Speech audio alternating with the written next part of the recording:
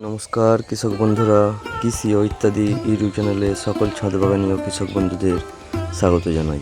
বন্ধুরা, আজ আমি আপনাদের সঙ্গে আলোচনা করব কাঁঠাল গাছের উইভিল পোকা নিয়ে। ছাদ বাগানেই হোক আর চাষের জমিতেই হোক, যারা আপাতত 12 মাসই এঁচোড় চাষ করছেন, তাদের ক্ষেত্রে এই সময়ে এই অসুবিধাটি প্রত্যেকের বাগানেই দেখা দিয়েছে।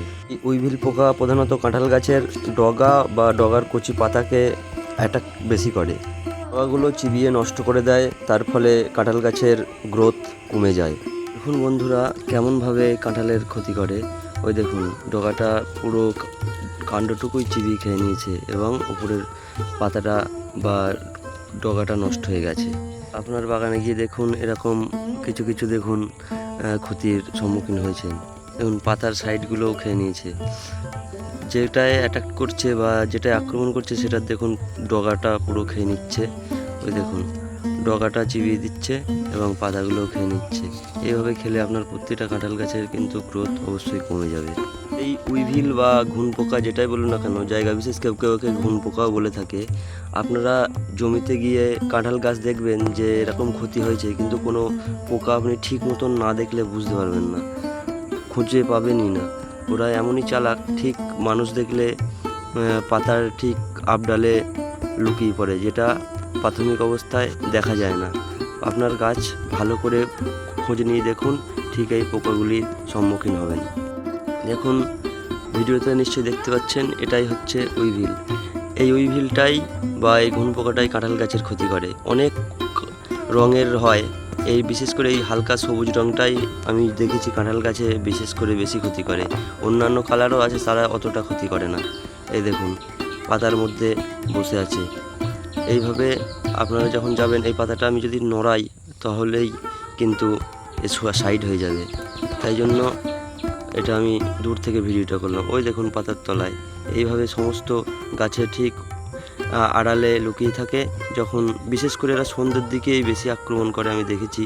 এই পোকার হাত থেকে কাঁঠাল গাছকে রক্ষা করতে গেলে তাহলে আমাদের কি কি করণীয় কাজ করতে হবে? প্রথমত, গাছের গোড়া পরিষ্কার করে রাখতে হবে। গাছের গোড়ায় বা সাইডে কোনো আগাছা রাখা যাবে না। বিশেষ করে এই উইভিলগুলো আগাছাতেই খেতে আসে এবং তারপরে তারা আস্তে আস্তে কাঁঠাল গাছের উপরে উঠে যায় এবং কাঁঠাল গাছের ক্ষতি করে। তাই গাছের গোড়াটা অবশ্যই পরিষ্কার করে রাখবেন। যদি 2-1টা গাছ আপনি লাগিয়ে থাকেন, তো সেক্ষেত্রে আপনাকে কোনো ওষুধ স্প্রে করার দরকার নেই বা কোনো কীটনাশক স্প্রে করার দরকার নেই। আপনি ভালো করে গাছটা খুঁজে দেখুন। তাতে দেখুন, এই পাতাটার পুরো শিরাটা, যেটা মেন শিরা, সেটা খেয়ে নিয়েছে, পুরো তলা সাইড থেকে কেটে খেয়ে নিয়েছে। আর পাতাটা পুরো দেখুন, মনে হচ্ছে কেউ যেন চিড়ে দিয়েছে পাতাটা। এইভাবেই ক্ষতি করে। এটা বলছিলাম, আপনার 2-1টা গাছ থাকলে আপনার ওষুধ দেওয়ার বা কীটনাশক দেওয়ার কোনো প্রয়োজন নেই। আপনি ভালো করে গাছটা খুঁজে দেখুন এবং হাত দিয়ে সেগুলোকে গাছ থেকে সরিয়ে দিন, তাতেই আপনার কাজ হয়ে যাবে। আর যে সমস্ত চাষি বন্ধুরা বেশি বা কমার্শিয়ালভাবে চাষ করেছেন, তাদের ক্ষেত্রে বলবো, এই ক্ষেত্রে আপনারা নিম তেল জাতীয় ওষুধ স্প্রে করে কোনো কাজ হবে না। এখন বর্তমানে আপনাকে স্প্রে করতে হবে ইমিডাক্লোরোপিড ও সাইফারমেথিন জাতীয় কীটনাশক। ইমিডাক্লোরোপিড আপনারা পেয়ে যাবেন বাংলাদেশ ও ভারতবর্ষের উভয় চাষির ক্ষেত্রে বায়ার কোম্পানির কনফিডারে ও টাটা কোম্পানির টাটা মিডায়। সাইফারমেথিন পেয়ে যাবেন BASF কোম্পানির রিপকর্ডে ও সিলভার ক্রপস কোম্পানির শুটার 10। এছাড়াও আপনারা বাজারে বিভিন্ন ধরনের সাইফারমেথিন ও ইমিডাক্লোরোপিড পেয়ে যাবেন। আপনারা যেটা দোকান থেকে নেবেন, সেটা দোকানদারের কাছে জিজ্ঞাসা করে নেবেন কত পার্সেন্টেজ দেবেন, সেই অনুপাতে ব্যবহার করবেন। এবং একবার স্প্রে করার পর আবার 4-5 দিন পর আরেকবার স্প্রে করে দিন। দেখুন, আপনার পুরো গাছ থেকে উইভিল জাতীয় পোকা নির্মূল হয়ে যাবে। বন্ধুরা, এই ছিল উইভিল জাতীয় পোকা নির্মূলের কৌশল।